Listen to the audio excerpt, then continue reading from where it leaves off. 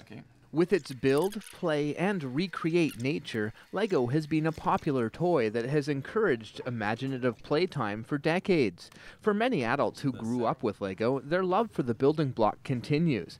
Darrin Root is one such fan, and he's created a game that takes LEGO to yet another level of creative play. And the really fast is any type of flyer. The game is actually a turn-based combat strategy racing game. The key elements to the gameplay are basically rolling, interacting, and planning. So you have tactical elements, which is great in both the build of your vehicle and the way that you play. We're veteran gamers.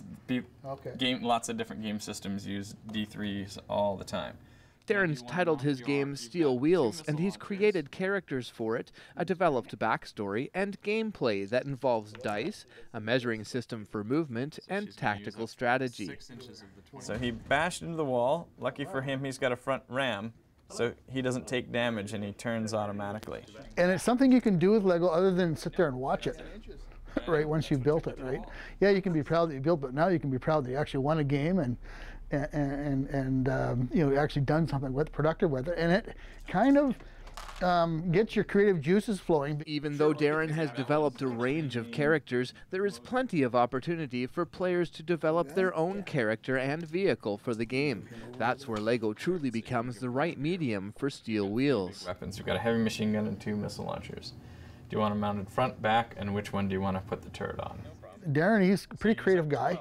He's into a lot of the other games and stuff too, but the models that he was using for like Warhammer and things like that were a little bit expensive, and he said, well, we want to make something more affordable for the family and things. So I go right up here.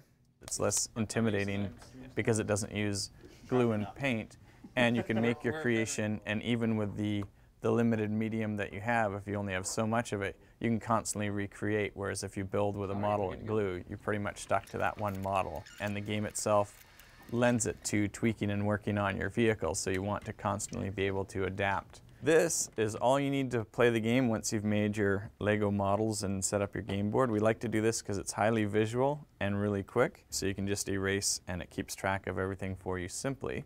It also keeps track of all your damage, and if people need to be reminded of the rules, the entire rules to play the game are just simply on the back here. It's like a lot more entry level. It's nowhere near as complex as some of the other games, but it uses a lot of the same structures. So that way it is a good lateral movement if people want to get into more involved games.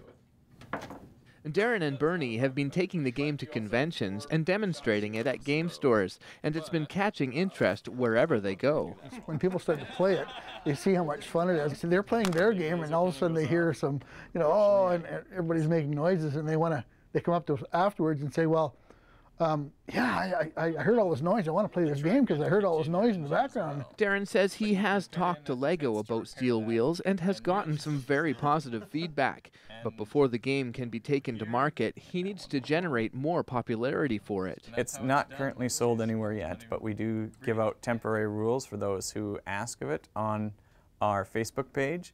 We also like, if they have a gaming store that they frequent in any town that they go to ask the store to get it in, so we can come by and do demos and teach people how to play. If Steel Wheels catches your interest, you can learn more about the game and support it by liking it at facebook.com/SteelWheelsGame.